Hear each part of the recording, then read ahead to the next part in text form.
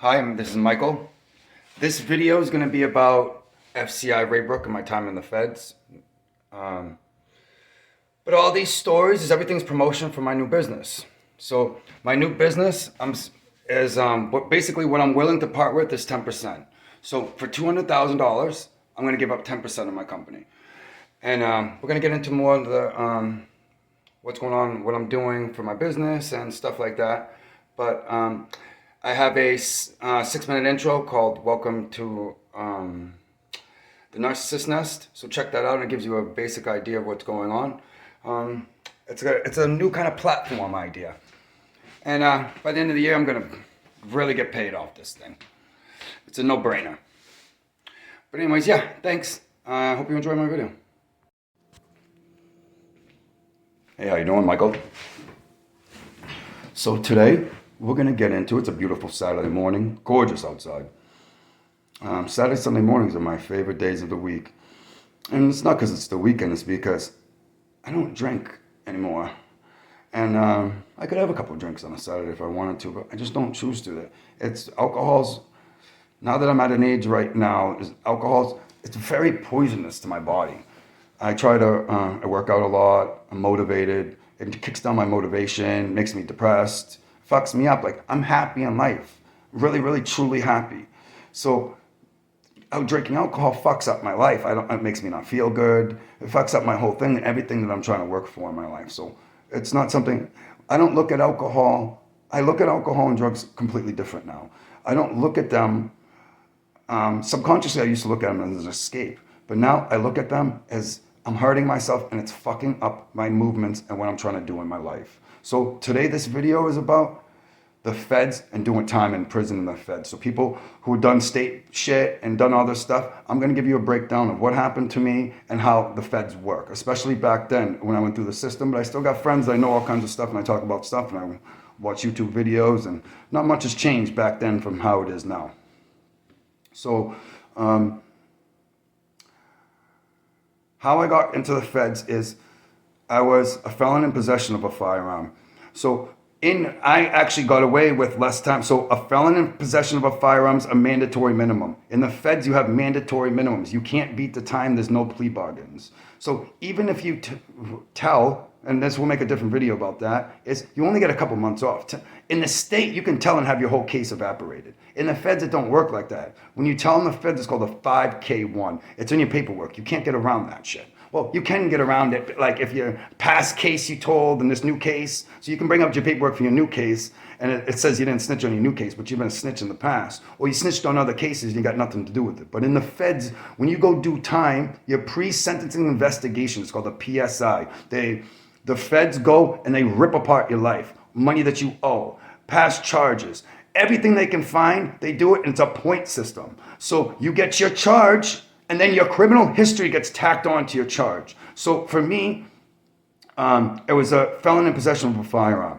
But how I got lucky is I got a good lawyer, and they found so my felonies were from New Hampshire. And my felonies in New Hampshire were minor drug convictions, okay? But in New Hampshire, they smash you on time, and just a little coke possession is a felony. In the feds, in the guidelines, a coke possession is a misdemeanor. So once the feds had me, and it went down to it, they could only give me an unauthorized possession of a firearm. They couldn't give me the technical felon and for the firearm. So mine was 30 months. They gave me 34 months is the case that they gave me with 3 years parole. And I ended up canceling out that. I did 18 more months of the 3. So I did 4 and change, basically, off this one case. And I ended up in a place called Raybrook, FCI Raybrook. I've been to 4 federal joints total. I've been to Lewisburg, Pennsylvania, Canaan, Pennsylvania. It's called a USP, United States Penitentiary. So I did time. I was in Lewisburg, famous place. Oh, it was crazy. It had wooden walls surrounded, like big, huge wooden walls around the outside of it. It looks like this old, like World War, like a Civil War fort. It's crazy when you drive up to this place. And so I was there. I was in USP Canaan. I was in MDC Brooklyn. And I was in FCI Raybrook. The USP is a United States Penitentiary. It's the highest security. Dudes are getting done in there all the time. The place that I went to is FCI Raybrook is a medium. But Raybrook at the time, and I'm sure it still is like a mini pen in the north. It's like Siberia. It's up in Lake Placid, right on the border of Canada. It's fucking cold. I grew up in New England and New Hampshire. This is a whole different freaking thing. There's the amount of snowfall and everything that happens in this place is crazy. The snowbanks get so high you can't even see nothing. They're like fucking 8-foot high snowbanks. So much freaking snow. And the winter is like October to April, fucked up every year. It's crazy. Freaking cold, man. So when I first caught my case, I got caught with an AK-47, fully loaded, one in the chamber and a banana clip. It was semi-automatic. I didn't have fully. You can't have fully automatics in America. You get fucking smashed on time. Not even permits or nothing like that. Like military guys can have them and stuff like that, but civilians aren't supposed to have fully autos. Can't have them. But the crazy thing about my AK is you only got to do is switch a couple pins and you can get fully on them. But the thing about an AK is these things buck off and load off so much. I'm not going to war with the whole friggin' neighborhood. Like if I'm going at someone and I'm trying to do something, that AK is the bullets coming out as fast as I'm pulling the trigger. That's all I need. You don't need a fully with this thing. This thing's a chopper, man. So my house got raided. The state task force and people were on me, and a kid wore a wire in my house. 30 guys were waiting outside my house when I came out. I went out on a Friday night. I was partying, meeting a bunch of girls. I wasn't in my own thing. I wasn't even paying attention. I didn't even think about any of this shit. It was all a surprise. I didn't know any of it was coming. And I went outside the door. There's like 30 freaking guys. One puts one right to the back of a pistol right to the back of my head. Don't you fucking move. Because I was known at that time I was crazy. And I used to say, I had this AK and I had handguns, and I used to say, I was a drug dealer. And I used to say, if they come for me, they're gonna have to take me. I'm a buck, because if they come into my house, and this is my logic at the time, and I wasn't fucking around. I was serious. Like when I say something, I'm serious. I'm not a liar. I don't play around. And it even to a point with me is I'm such a stand-up, honest motherfucker that even if I say something that later I regret and I want to go back on, I'm gonna stick to it. That's how I am. So I'm not gonna cave. I'm not gonna change my mind later. Even if it ends up being a decision that I probably didn't want to make, I'm gonna stick to my word. So at the time in my head is, if the feds come in and kick my door and fuck around with me, I'm getting smashed on time. I'm doing 20 years. So I might, 20 years? I ain't doing 20 years in a box. I'm a buck. So that was always my mentality. And I'm not trying to be a tough guy. I'm telling you, this was my mentality. I was drunk all the time, fucking around. Like if my door started to get kicked in and fucking around, I was gonna buck. And so when you're younger, sometimes you tell yourself stuff and then you might not follow through with it. But me, I followed through with my word, and my word to myself is more important than any word to anybody else. When I tell myself something, I'm going to do something, I'm going to do it. I'm going to do it. I'm going to follow through. I'm not going to fuck around. So that's how I've gotten to know myself. I'm honest with myself. So I can tell myself honestly that back then I was going to be a problem. If my house got raided, someone came at me head on, I was going to be a problem. And they knew that, and they trusted me on my word. They made it clear out to friends, people. They had my house bugged. So I used to say, they're going to come in, I'm coming. They're going to come heavy, I'm going to fucking give it to them. So they waited for me to leave on a Friday night intoxicated to come out of my house, where they're wearing a wire with a kid with me, and they knew I didn't have a pistol on me. Or if I did, they knew I didn't have the chopper on me, or shotgun or anything big, just the most a handgun. So whatever it wasn't gonna be something huge, and they waited for me to come outside my house. They were standing in the bushes on the stairs. So I took 2 steps out of my house, there's a pistol right to the back of my head. I couldn't move, I couldn't do nothing. And then like 30 motherfuckers jump out of the fucking woodwork. So I was living on a golf course on a 3-story condo. Place was sick, fully furnished up in the top stairs. I had leather sofas, big screen TV, place was sick. And that's where I got raided. I got into the feds. And then so I went to this place called Valley Street in Manchester. At the time, this was a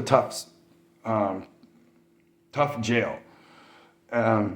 Jails and prisons are different. Jails, there's a lot of fighting. There's a lot of playing around. You go into the cells. In jail, how you fight in jail is you go into a cell, you shut the door behind you, and only someone walks out after someone begs for it to stop or someone's unconscious. That's how real dudes, when you're locked up, that's how you play around.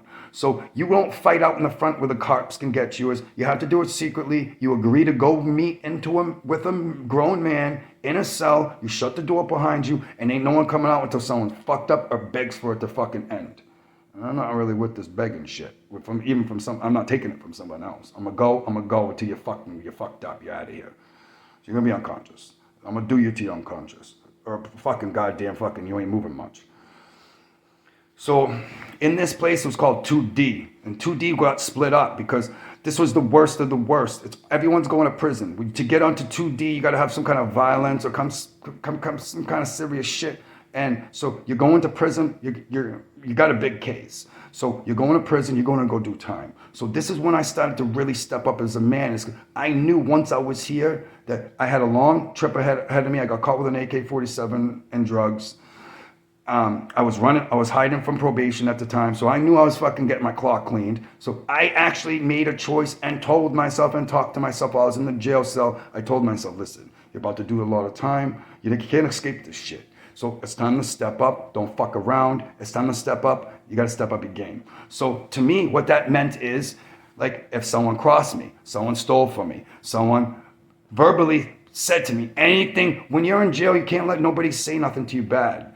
You can't let them degrade you. You can't let them take advantage of you. Because one person does it, everyone's going to start jumping on you. So you got any problem, you have to nip it in the butt immediately. Or it's going to snowball on you. People are going to start punking you off of stuff. Your commissary is going to start rolling. You're going to start second guessing yourself. I try to look at it like I'm going to go. Fuck it, I'm going to go. That's it.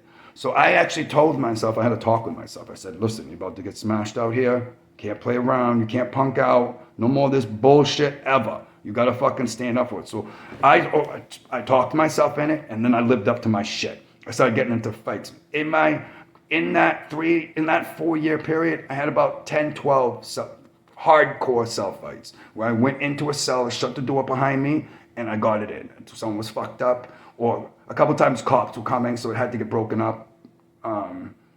But every time that I went in there fucking for real. 10-2. 10-2 is the record.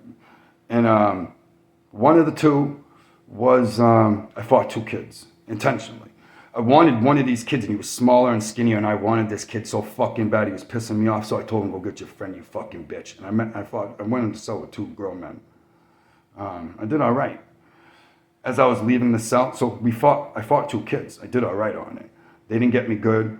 And a cop was coming around the corner after. Now imagine 3 grown men in a little cell getting it in. And so there's a person at the door watching for the cop to come around, and they said, cops coming, so we had to stop it. So we all stopped it, and we broke up, and I was dumb. I was still new to the game. And so I put down my guard for a minute. I'm looking out the door to try to escape out of the cell, because you and I can't be in other people's cells. So I'm trying to get out of the cell without getting caught by the cop. And I got one of the kids was a bigger kid, and he uppercutted me and fucking blew my face apart. So he hit me so fucking hard he fucking smashed my whole nose. So my nose was, see where my fingers are? That's how big my nose was. So my nose was so big it cut into my eyesight. It was like this fucking wide, man. So he uppercutted me, blew my fucking nose apart. My nose started running like a faucet. It just, for the whole jail cell, it just got filled up with fucking blood. There's blood every place. My nose got so big and swollen I couldn't leave my cell because you don't want to get in trouble for fighting, and I was comfortable on the block, and I was getting into a lot of fights. I was trying to take over the block, pretty much what I was trying to do. So I didn't want to go anywhere. I used to establish myself. You never want to go to a new fucking place once you establish yourself. So I'm established here. I don't want to go anywhere. So I had to hide in my cell. Friends. I had friends on the block at the time from the streets before I knew that. So they were bringing me food to my cell. I had to hide out. And you don't want the cops to catch you. My nose was so big. One look at me, they're going to take you away. So they take you, even if you don't tell on anyone and you're stand-up dude, you're like, oh, I slipped in the shower. They take you away because there's a lawsuit on their hands. So if I'm getting beat up or punked off or fucked up, they can't let that continue because it's lawsuit. So once they see someone messed up, without your say or nothing, they take you to segregation and put you under investigation, even if you're the victim. So I hit in my cell till this major swelling went down, but I still had raccoon eyes for like months. Eventually I got caught for this fight. 2 months later, a lieutenant came on. I still had black eyes.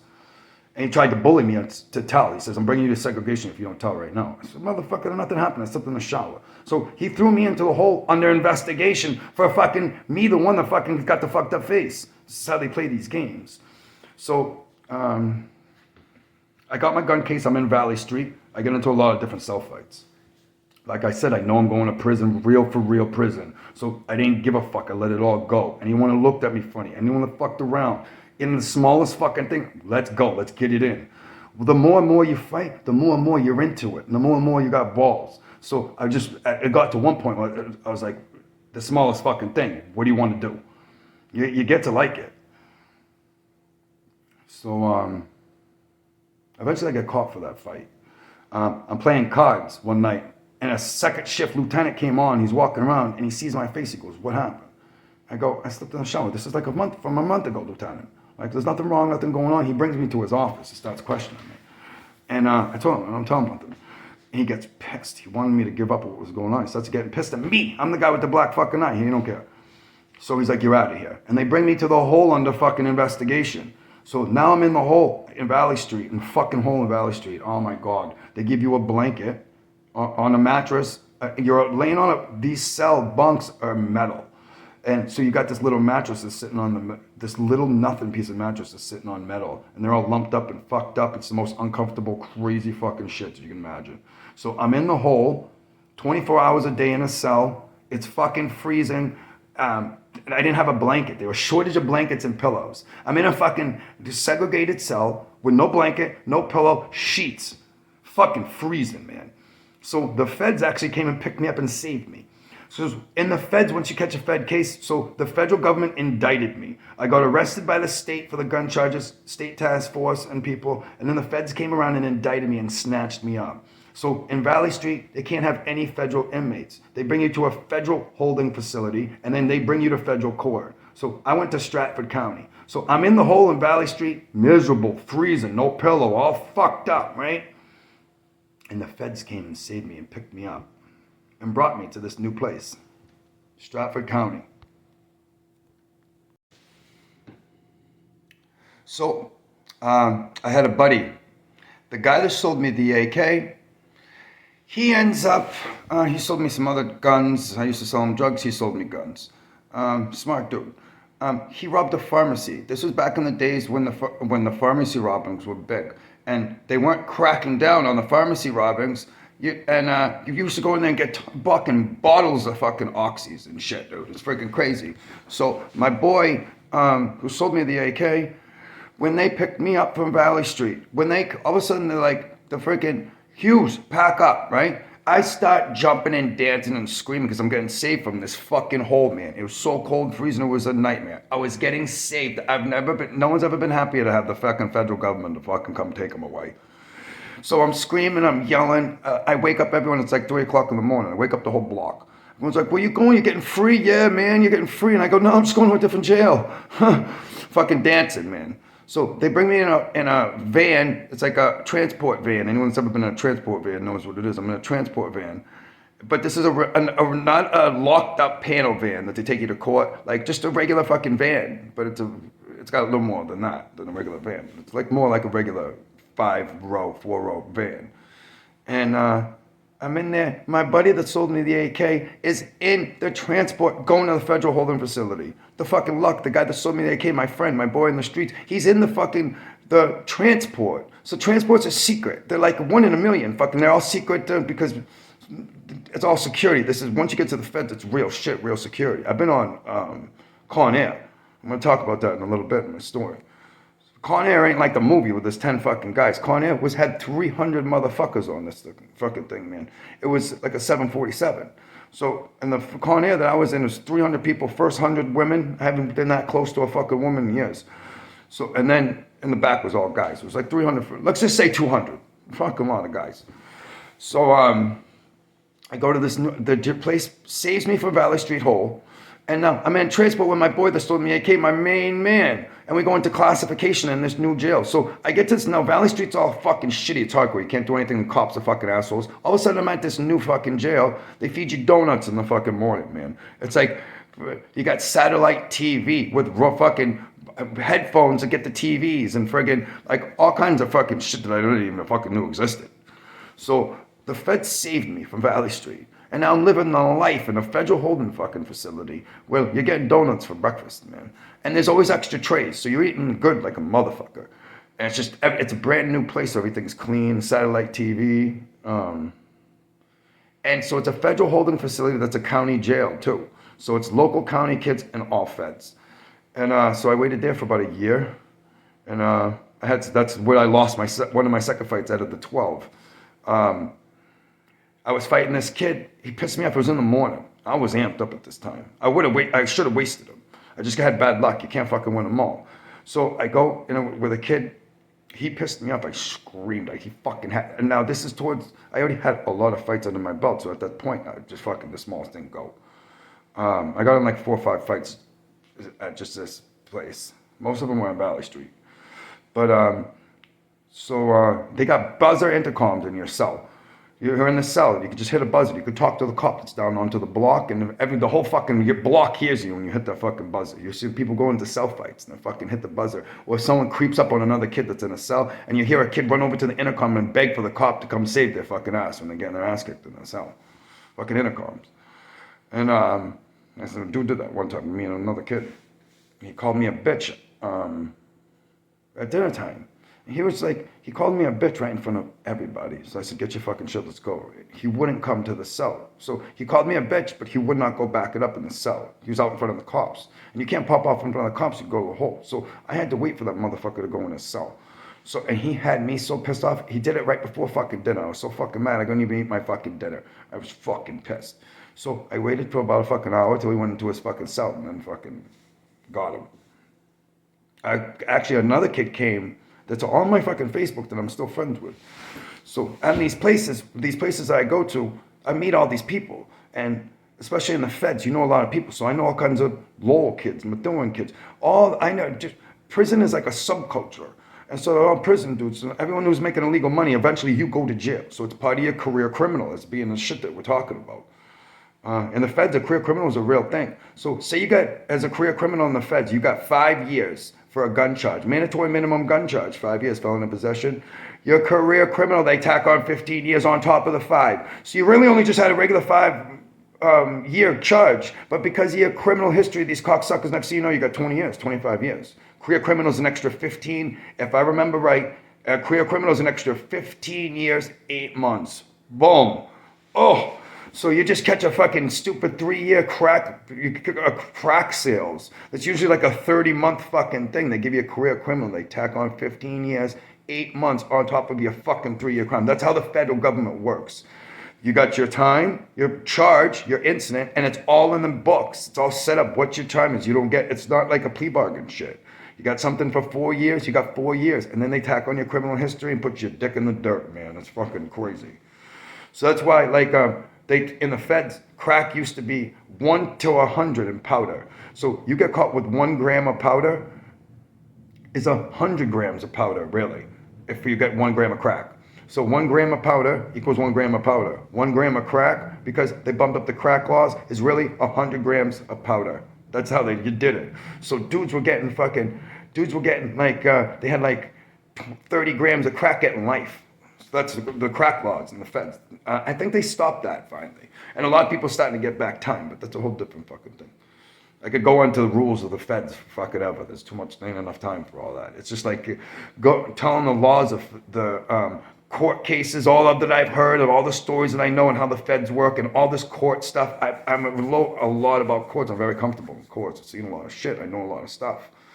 So I go into the laws. Going into the laws about the federal government in court cases would be like going into the laws of real society. I could make a video. I could make videos till I died. But so I go to this place again. It's fights. The one how I lost the fight is, I call the kid in the morning, go to the cell, and we went. He came in the cell. He didn't punk out. He came in there, And I walked right into his cell first. And he followed me into the cell. And we started fighting. So we're standing toe to toe, throwing fists at each other. And like I step backwards, like I work off the jab. That's how I fight. I'm really good at that. I'm bust your face up with just the jab. I'm tall. And I've been in a lot of fights. So like I'm gonna fuck your face up before we even get close. And I go for I'm ruthless. Like I fucking punched a dude in his nutsack, like as hard as I fucking could one time. Like I tried to fucking blow his balls off.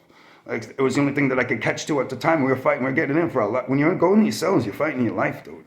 Like if something bad can go real. You don't want to be the dude that's left unconscious in that fucking cell, man. You're weakless and defenseless, knocked out. Hell no, man. You don't want that shit. This shit's some serious fucking shit. We ain't playing around. We're not talking about a backyard fucking fight where you get into a fight with a dude and then you guys give you a fucking hug after each other. Like this shit's serious. When you pull the trigger, you go.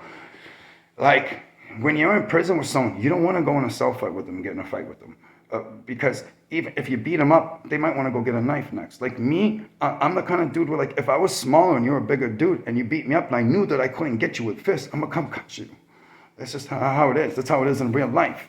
You ever see the movie Casino? You beat him with fists, he's coming back with a bat. You beat him with a bat, he's coming back with a gun. You come on with a gun, you better kill his fucking ass. That's how you really got to move in life. So that's why how I am now in the streets is I don't want any problems with anyone. Like I'm very careful about what I do out here because if I go, I'm gonna try to kill you. It's going to death. This is how it is. I'm at that point in my life. This is where it is, and I don't want like you're gonna come back. You're gonna come. Like I'm not trying to leave nothing out in the open right now. I'm not trying to leave ifs. So what? We're gonna have a physical altercation. And I got to worry about you coming to my house, coming and do some shit. Like if I got to take care of something, I'm gonna handle it. That's it. Like I don't want to do that shit, but that's it. That's where it's got to go in life. Like if I go fight someone right now, like I'm going to go to death. I'm going to really try to do it. But so I went to this place, eating donuts, satellite TVs. It was fucking awesome. Compared to Valley Street, it was like a dream come fucking true. And then I left. The feds came and picked me up. So I finally get sentenced. I do my time. I get my shit. I get sentenced. And the feds come and pick me up. Back then they had Con Air. They don't do Con Air no more. So they transport you all the way from out there, all the way in. But back then they had Con Air. They drove me in a van with other people, like 5, 6 other people, to the Manchester airport. It's a secret port in the back of Manchester airport. It's just like a business that's got access to gates.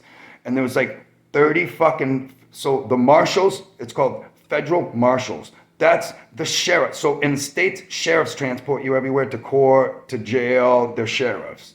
In the feds, it's US Marshals. These motherfuckers are no joke, man. Like the US Marshals are the guys that hunt you down. So the US Marshals find anybody. So the US Marshals are like the best in government agency that finds you. So like, and they're the ones that give you the new identities and they find you. These guys, you don't fuck around with, these guys are good.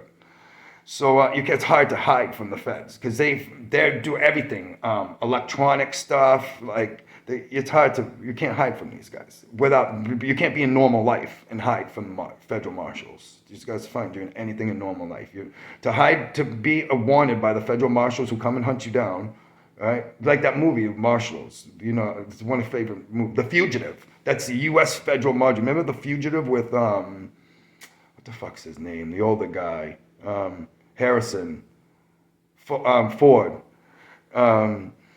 So he was in with the U.S. Marshals. It was called The Fugitive, that old movie where he was running, pretending he was hiding from his wife, killed his wife or whatever the fuck it was. But yes, these guys don't fuck around. They find you. So they transport you all over the place. When I pulled up to this airport, there was 30 U.S. Marshals with shotguns. They're all standing around, fucking around, guarding the airplane. So it's like a big, huge fucking airplane, and I get onto the now you're shackled, wrists and ankles, and the wrists and ankles connect, so it's a total shackle.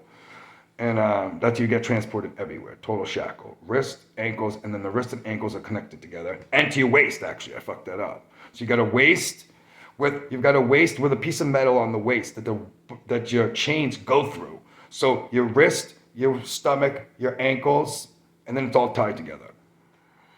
So we put us onto the plane. All of a sudden, I'm on this huge plane, and there's it's like a whole huge 747, like you go on vacation. It's but even bigger, dude. It's like it's three persons in a row, two on each side, so 3 and 3 on each side, and then it's like maybe like 50 rows. Let's just say 50 rows. I think it's more than that. Fucking, I remember just looking down there. It was just so freaking long. I was just amazed on how many fucking people were on this fucking plane. It was insane. I've been on vacation on tons of planes. I've never been on a plane anywhere with this much people. It's like a cartoon, many people. This is a fucking big motherfucker. And they drove me down. They flew me from the back of Manchester Airport to a Air Force base. Something Air Force. I'd have to look at that. It's an Air Force base in New York. And then from there, I went to, so in every place is a classification prison. It used to be Walpole, Massachusetts. New Hampshire doesn't really have one. It's like a part of a building. But so there's actual prison classifications. So everyone who gets arrested and in trouble, they all throw you into this one pig pen. And then they figure out what prison you're going to go to. And what prison you go to depends on your security, what you've done wrong in life. Like if you have a bunch of violence and a long prison time, you're going to a penitentiary. If you just got medium violence or not too bad, you're going to a medium. A low is obviously like bank fraud and stuff like that. And then they have a thing called the camp. And then the camps take care of the prisons. So they're on the outside of the walls. It's big. All the major prisons, they have, lows don't have walls. Mediums have walls, actual fucking fence, electric fence, layers and layers and layers of electric fence, fucking barbed wire, shit you see in the movie. So they put you on a Con Air plane, tons of people on this freaking thing, and they fly you to New York, something Air Force base, and then you drive into the city. So, I've been locked up now a year and a half. I haven't seen anything. Those women that I was just walked by on that plane was the closest I've been to women in for freaking ever. There wasn't any women CO. There was one woman CO, and she wasn't that, even for desperate inmates, there wasn't much to look at. So this is the closest I've been to a woman. I'm all right with women in my life. So for me, this is like my main thing in life is broads. So this was a long freaking time. And I had to walk up this friggin' walkway, and this was the closest I got to women friggin' forever. There was 100 of them. They're all screaming and catcalling, like I'm screaming and catcalling them. These women were more aggressive than I was. I was on some bullshit. I was amazed. It was like it was like Christmas. And then, then we got loaded onto that, and we flew to New York, and then I went to this place called MDC Brooklyn, Metropolitan Detention Center. It's in Brooklyn. It's a high-rise place.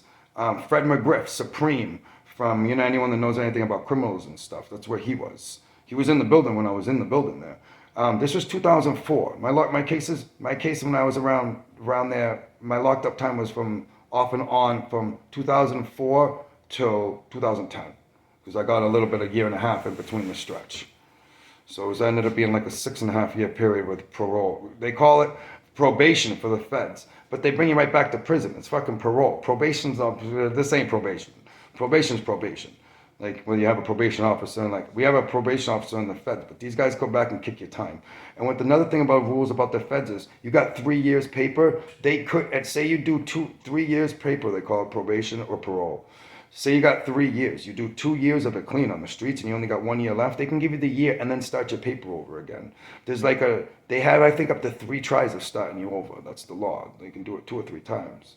They usually get away with, they'll keep it like parole. They don't have to keep it like a parole. They can give you time and then go. They can give you like a 6-month violation and then start your 3 years all over. They might have changed the laws a little bit, but that's how it used to be. So, I'm in MDC Brooklyn. It's a high rise. And they have a yard that you can go out that's got cages. So picture like a high rise with windows all the way around it. And then on 100 feet of it, it's open, brick open with fence covering it. So you can't hit the streets, but it's a rec yard area that you can see the outside, but the whole one side of it's got freaking all fence. So I was in there for a while, and then they transported me to Lewisburg. And then, so when I was in Lewisburg, so once you go to this place, it's a classification. They find out where you're going, what your security level is. A gun charge and automatic considered violence in the feds. So I went to a medium. I couldn't ever go lower than a medium, just for the gun charge alone. So, and then I had some violence on my record too. So I had to go to a medium. Um, that was my destination. FCI Raybrook. That's where I got classified while I'm in Brooklyn. Everyone gets classified to where you're going. So to get to FCI Raybrook, I got to go to I got to go to Lewisburg. So then I'm in Lewisburg for like 5 months, 4 months, and then I went to FCI Raybrook. And FCI Raybrook's, it's like Siberia. It's freezing fucking cold. And on the winter, the snowbanks pile up. So you got walkways from buildings. You got buildings all over the place. And you got walkways. And then so you have to shovel off the walkways. And the inmates do everything there. So every prison has a camp. So the camp's on the outside of the walls usually.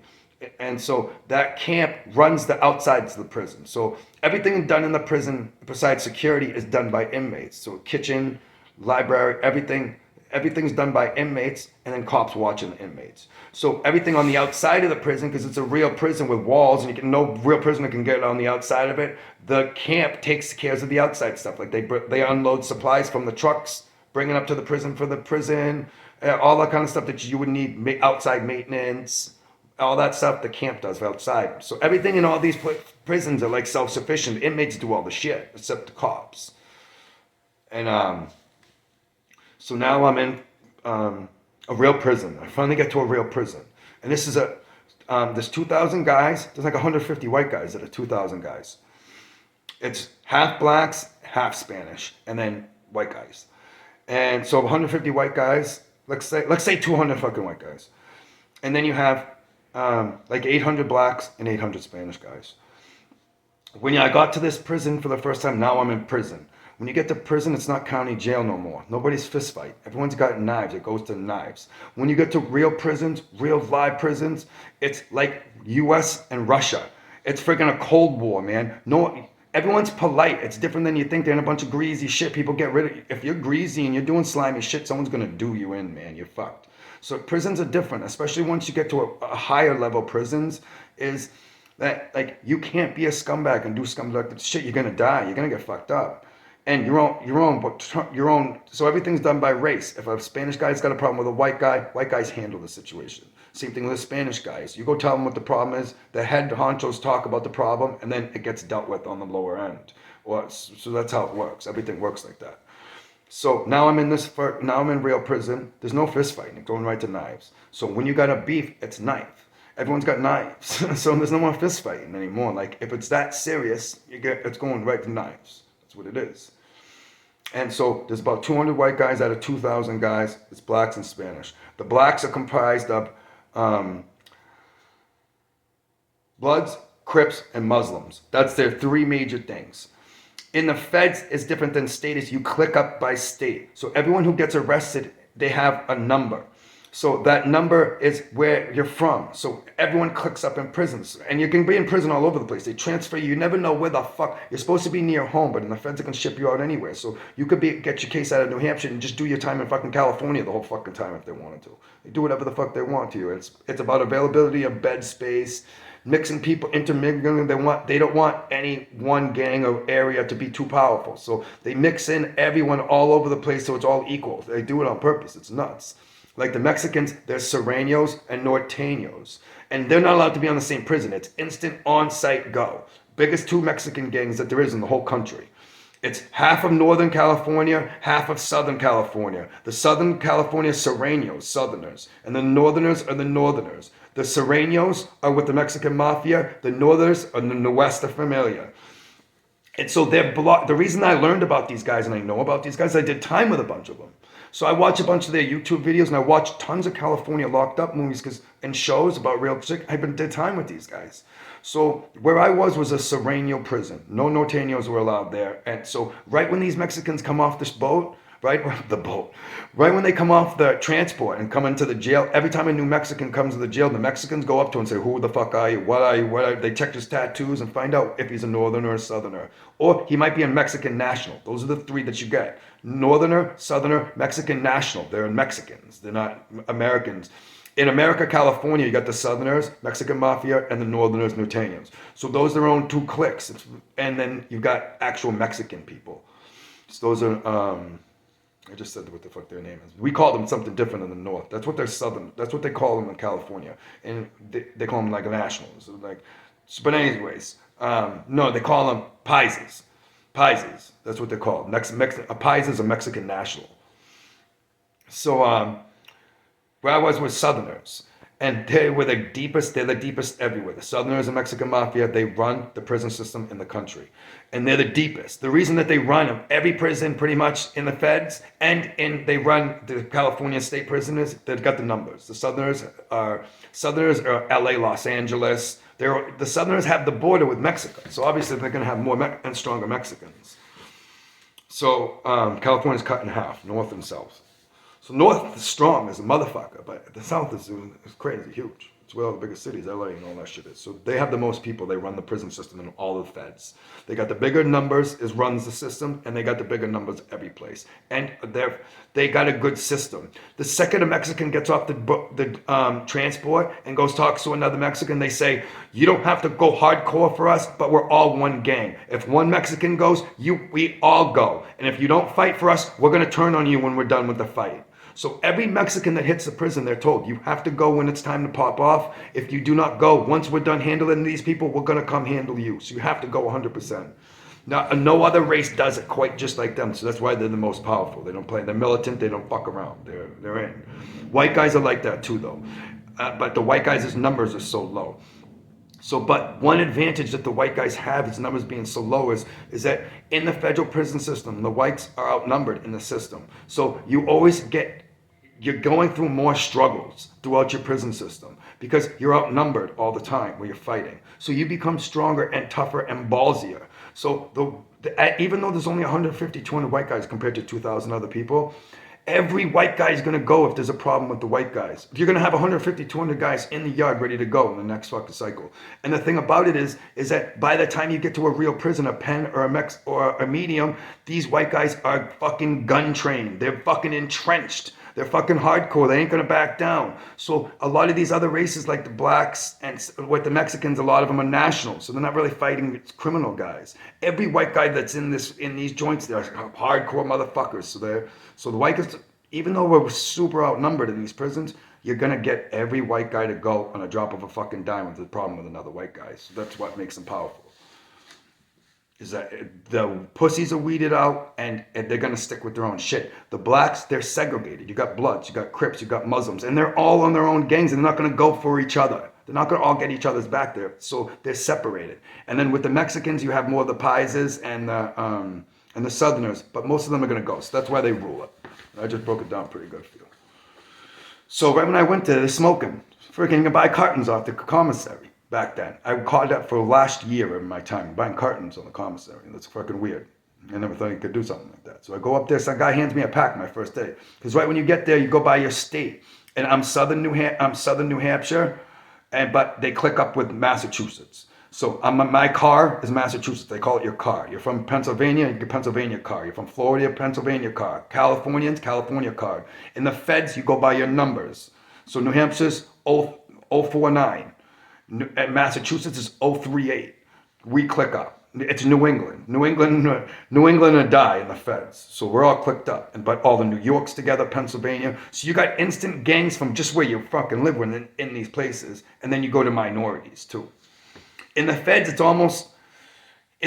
sometimes your geographical area is even more important than your race in the Northeast. It's fucked up to explain this to because a normal person ain't going to catch this.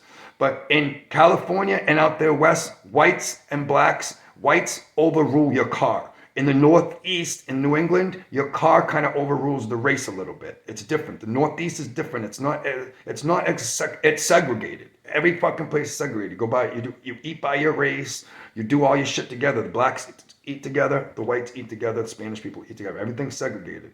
But in New England, it's a little fucking lighter than, and out west, it's hardcore. Like whites to death. You don't intermingle like that. It's different. Northeast is a little more relaxed. When it comes to that, cars are important. So like when Boston dudes, it's going to break down to whites. But Boston, I had some real Boston boys, like black Boston kids that like, if I had a problem, they're going to go like in a fucking second, man. They don't put people, when you get in these places, people ain't fucking around. Like automatically, I'm like, So I'm in friends, there's way more blacks than there's whites. So when I first went into prison, I'm in a 6-man cell, 5 black guys and me. That's how I lived for the first 7 months in prison. There's white guys are so outnumbered, you have to wait to get a 2-man cell, and you have to go in 6-man cells and sit there first. So I sat in a 6-man cell 2 different times. Both times I went to prison. The first time and the second time when I went back, I started in a 6-man cell with 5 other blacks, me and 5 other blacks.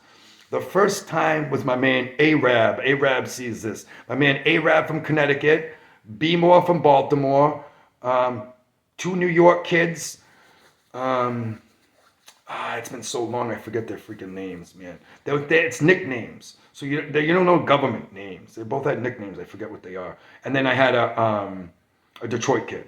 Detroit, Baltimore, Hartford, East Hartford, Detroit, Baltimore, 2 New York kids, and me, my first time in locked up. But we all became boys, like, I don't know. We all I got a good personality. I hung them. These guys pretend like my brothers, man. Like, these guys will fight for me out in the yard. Like, it's, once you get in the Northeast, it's a little different. Like, you could build relationships more, and it'll go more on a relationship level. Out in the West and Midwest, it's straight race. So you could be, like, and there's no way in the West you can have a white and a black man. The cops will never put them together. Like, and that doesn't really happen in the Northeast either. But I've seen it happen. Like, it doesn't happen over there. So I go to this place, I got 5 black guys cells, and basically what I'm doing over there is I didn't have any physical altercations there.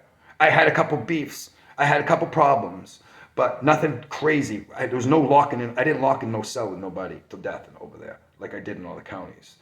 Because it's straight knives. It's picture like USA and Russia. You both got nukes. If it's going to go, it's going to go. So everyone knows it's going to death. So people are cautious with each other. You can't just get in you don't want to get, once you get into prison, everyone has knives. So you don't want to get in a fist fight. You got a guy walking around with a knife walking around you all the fucking time. You go in a chow, he could be behind you.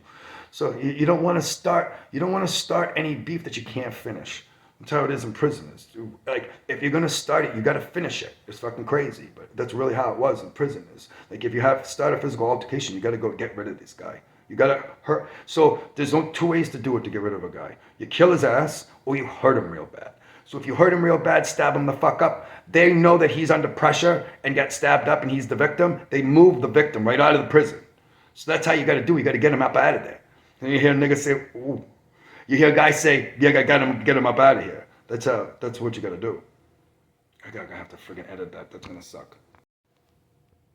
So yeah, there was no fights. I was carrying a knife, though. The first time was a little more dangerous than the first time for me.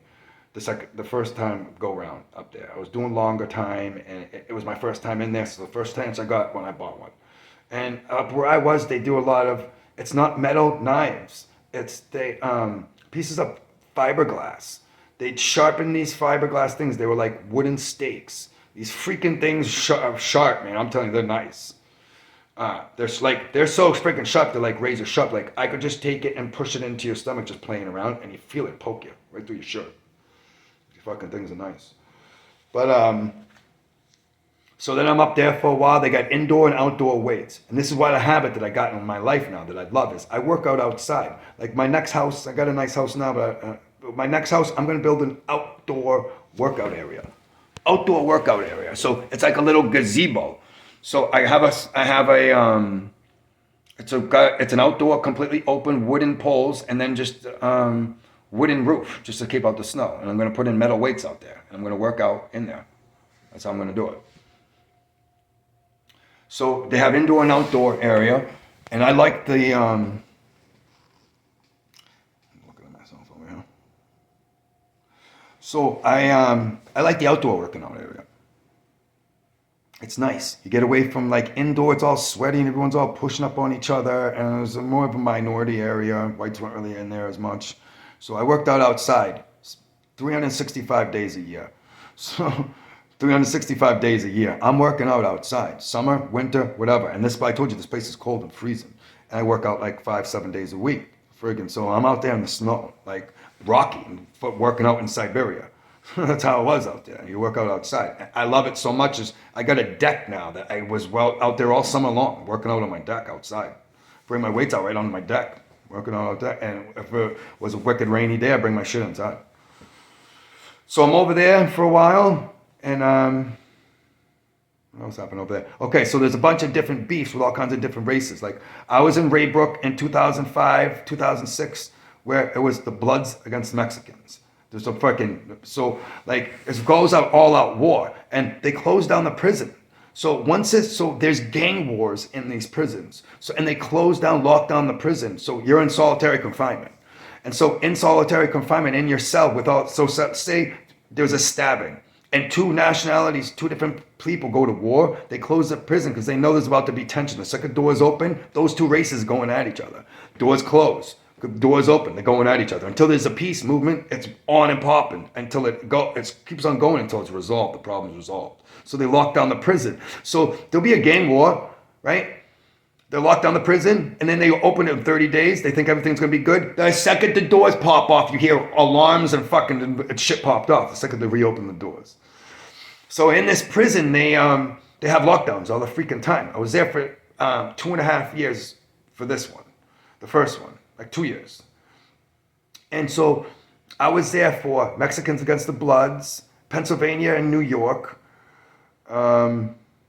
Actually, I had a little incidents with whites and some other people. So they'd lock you down. They'd have these wars. And so this upstate New York and Pennsylvania, they popped it off in the gymnasium. And it was like a fucking 90 on like 60 war in a fucking gymnasium. Cops coming in there, cops getting beat up, fucked up. So cops enter a war zone of fucking like 150 guys, or let's just say 100 guys warring it in a gym. Cops go in there to try to break it up, and cops get hit up too. It's not like on the streets where like cops just come in and people stop fighting. Like if a cop's disrespectful, he can get it. That's just how it works in prison. So once you get to real prison, cops are nicer. They're not like in county jails where they're dickhead and they bully you and treat you like shit. In real prisons, it's not like that because they can get stabbed up just as quick as anyone else can get stabbed up. So it's different. It's a whole different fucking world. So cops are nice and respectful and they try to treat you right. And like they do cop shit that pisses you off. You want to fuck them up, but as long as they play by cop rules, we give them breaks. Like they'll come in your cell and rip apart your cell if you're doing something. And if they're not too bad when they rip up the cell, that's all right. But if a cop comes in and rips up your cell, throws your shit all over the place, then it's not getting disrespectful. You want to do something to this dude. And like I said, cops can get it just as fast as anyone else. It's going to be a little slower, but if they push the level, because how you got to live in there is you can't let nobody do anything to you. So what's the difference between a cop and an inmate? It don't matter. Someone's doing something to you. So you got to keep that mind state all the time. You got to keep that, I'm going to go. It don't matter what the fuck it is. It's kind of like how I live on my streets right now. It's like, it don't matter who you are. Cops, don't matter. Like, I don't want any problems with anybody, but it's not going to change who you are. Your supposed power in society will not stop me from doing whatever the fuck I want to do. That's how I live my life. I have honor and I have morals and I tell the truth. So I live my life by like a code. And it's pretty close to society's. But sometimes, like, if cops are fucking with me or something like that, like, I'll pop off. Even to this day, and I got my life together. I'm a good person. I'm happy. It just depends. You can't corner me into. Once you start cornering me, and I feel like you're bullying me, you're doing something to me, I'm gonna fucking go like quick. But so, anyways, I'm gonna get into this too much. I get myself in trouble here. I'm like married. I'm getting finished with a divorce. I'm a dad. So like, don't get the wrong impression of me. My whole life's dad. I'm a parent. But like, I can't protect my family if I'm not ready to go. So that's how I look at stuff to this day. That's just how I am. Like, Jordan Peterson. If you ever watch his videos, he's really smart. I try to be like a controlled animal. So like, I'm an animal. Like, I'm a freaking lion. Like, I'm gonna rip your fucking head off. But I'm controlled. I come out when I gotta come out. Like you break my house, you try to fuck my family, and something like that. That's when I come out. And that's what you want that's what you gotta be as a man. You gotta be able to. You gotta be ready. You gotta let go of that fear when it's time to go. And you gotta go. But so they have indoor-outdoor rec, and I'm over there playing. It's supposed to be flag football, but it's tackle. It gets pretty ruthless. So I'm in there playing there with a bunch of minorities all the time. I play soccer over there. I'm on a softball team. And these are all seasonal things. It's fun little things to do. And you play with all these other people from the jails. I'm an athlete, so I did everything that I could. I played basketball a little bit, but these kids were fucking super good, and there wasn't any whites. So you got to kind of stay into your own stuff. I play handball too, and I'm fucking sick at handball. I'm the only one that's good at handball. And I play chess. That's one of my main things. I've been playing chess my whole life. My dad taught me at like 5. So, and once I went in there, I was playing. I was out of the 2,000 people. I was definitely in top 20, definitely. 20, 25, definitely. And so what else have I got over there? Oh yeah, so the Bloods and the Mexicans, the Blood stole something, and the other Bloods. So when you're in a gang and someone steals something that's in the gang, your gang gets told the problem, and your gang has to take care of you and get rid of you. So that's, if your gang's gangster, that's how you roll with it. You don't let some other one else come handle one of your guys. You got a problem, you handle your own guy. So that's how it works. If you got a problem with a white guy, you come tell us he's a thieving piece of shit. You prove it. Okay, we'll handle him. We'll get rid of him. We'll get him off the. By getting rid of him is beating him up so bad, hurting him so bad, is they got to come take him and take him out of the jail. So once he gets injured enough, he goes to the hospital. He gets messed up. They see someone injured. They're like, oh, he's a victim. We got to get him out of here. They transfer him to a new place.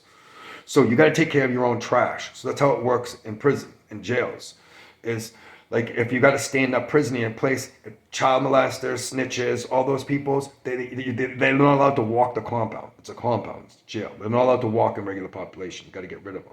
So if he's a white piece of shit, the white people are supposed to handle take out the trash. If he's a black piece of shit, the black people are supposed to handle him and get rid of him.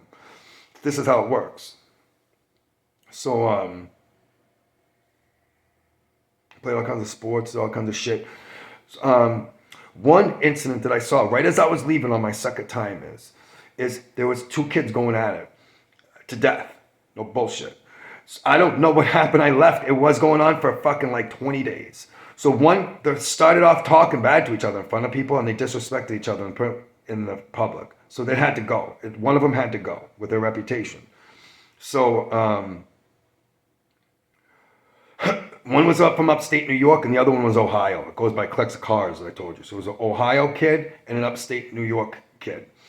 And one, they popped off. The other one, so they lock you down in your cells every night from 6 in the morning till like 9:30. You're free. You have calls that you got to go in there and count and stuff during the day, but you're basically free from 6 a.m. to 9 o'clock at night every day. So this kid caught the other one slipping. So the guards come and open your doors at 6 a.m. every morning. So you don't want to be sleeping when the doors are open, basically, is when you're, especially in real motherfucking live places, is they pop that door at 6, you're up. So you don't want to be sleeping in your cell, because someone creep up in your cell, do you? So when they you want to be awake if you can when the cells are open. Like where I was, I knew a lot of people, so I took naps all the fucking time. But like, if you got a problem, definitely a problem. You're not sleeping. So yeah, this kid caught him sleeping at 6 o'clock in the morning. Skipped him in a cell, stabbed him up like 5 times. The kid didn't go tell on anyone that he got stabbed or get medical help. He patched up his own personal shit, grabbed his knife, and started hunting down this other kid. Then he caught him at the laundry area like a couple days later. And then another day, another guy caught another guy. So now both of these guys got stab wounds. They're leaking. And they're not going to tell anyone. They're going to work, going to lunch, they're going to chow. They're doing everything normal during the day, but they're hunting each other, watching each other's back, watching their backs, hunting each other the whole time. Now they already had at least 3 or 4 stabbing incidents, and then they got it on him popping on the block, fucking fist fighting, right? And then so I left, my time ended in about day 20 with them. And I don't know who got who. I've been trying to figure that out. You were in Raybrook and you knew it was in, so you have different buildings. My building was Niagara. The second one all the way from down at the end. Niagara B.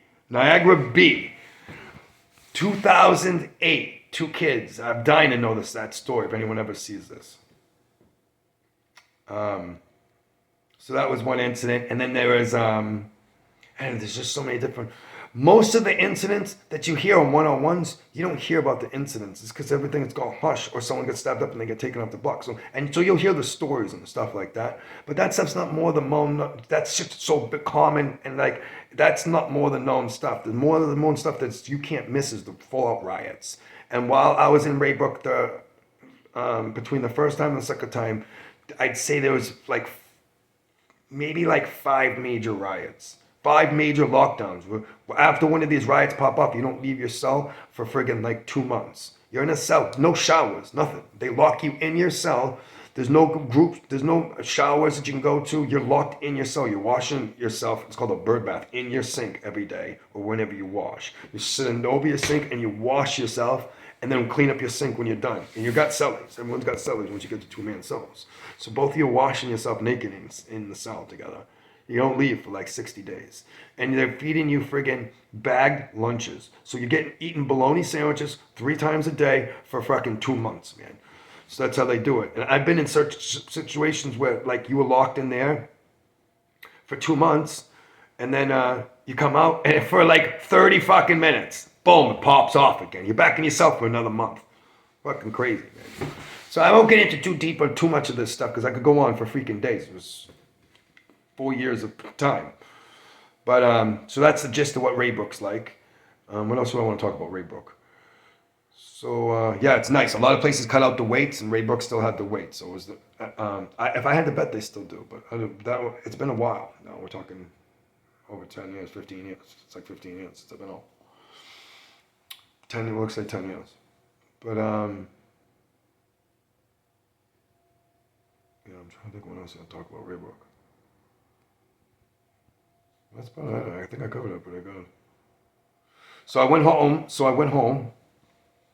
And I was on parole, and I was in Middleton, it's right near Lawrence, Middleton, the farm, and that was my halfway house when I got out of there.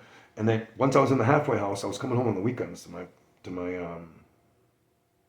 mother's and father. My dad was dead, so I was coming home to my mother's house on the weekends, and I was going out to bars, getting in mad fights on. So I'm in the halfway house. I'm going out to bars. They could drug test you when you come back and breathalyze you.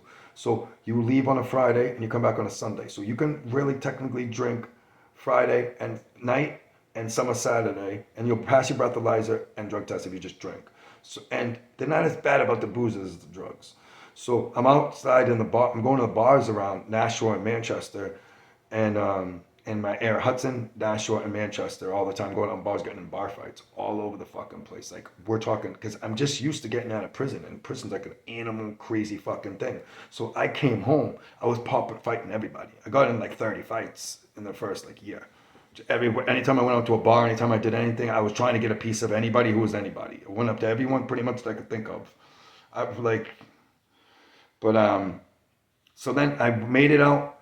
I owned a house in Londonderry, and one night I was at a bar, and a friend of mine, he walked outside. I didn't even like him that much. I just wanted to fight, and 3 kids followed him outside. And I just wanted to fight, so I followed him out to help him. And I didn't really like the guy that much, but I just wanted to fight. I end up fighting one of the kids. As I'm beating him up, his friend calls the cops. I hear him talking to the cops, calling the cops as I'm over his other friend beating him up. So I got up, jumped in my car, drove down the street. I'm on the Hudson-Londonderry border. I'm almost into Londonderry. As I'm into Londonderry, blues pull up behind me. I'm drunk on federal probation, and I let them get near my car door, and then I took off on them, banged out on them. Now this is on 102 in Hudson in Londonderry, right? I'm in a Ford Focus. I got the fucking thing up to 120 fucking miles an hour. I smoked out that Hudson cop. So I let the Hudson cop come out behind me, walk up to my door. He got to my door. I gassed it on him. And then I drove all the way the fuck down. And then as I'm going through Londonderry, 2 cruisers are coming at me in Londonderry. I was going so fast, they had to come towards me, stop, turn around, and then go. If they were smart, they would have stopped right when they saw me, right? And then waited right till I went by and then pulled behind me. But what they did is they came flying at me as fast as I'm flying at them. So they had to break it too. They had no fucking chance. So I smashed them. I got into a housing complex. I ditched my car. I got out and I got away. I'm on federal parole. But the people that at the fucking bar snitched on me. So they arrest me. They put a manhunt for me and they finally find me. I give myself up eventually. I'm on federal probation. I still didn't get my probation yanked. They put a bracelet on me and a breathalyzer in my house because I was like, I'm going to beat this charge. I didn't think anyone was going to tell me for the fight, and I knew I got away with the fucking driving. So I thought I was going to get clear of this charges. So I told my probation officer, I'm not getting convicted on this shit. You freaking wait until these get convicted. I'm going to beat this. I obviously didn't say it like that. I said I was innocent. But I beat the high-speed driving. They didn't catch me. They couldn't put me on the wheel. So I beat that. I took the trial.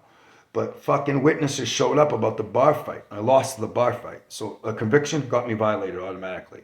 So that conviction got violated. I went back to, this time, no more flying. They drove me. So they drove me from there to MDC Brooklyn. MDC Brooklyn, I went to USP Canaan, right near when it was getting opened.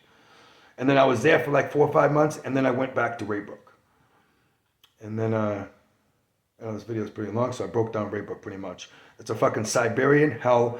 It's a medium high. It's like a disciplinarian. So they send every asshole in the Northeast up there. Fucking suck balls.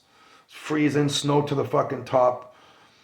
And I've been in pens. That's like same shit. It's a medium high. It ain't like a low or no fucking regular prison. Like shit'll pop off there in a fucking heartbeat. So it's like, I heard not all mediums are like this. But this place was, it's got an air of shit to pop off at any second. There's fucking, because everyone's all clicked up and everything's all ganged up. So like the smallest thing will literally start like a fucking 100 on 100 person fight. Areas where you walk in, like everything has its own rules and shit. So it gets broken and shit pops off. So yeah, that's FCI Raybrook. That's going to be the title of this. Thanks.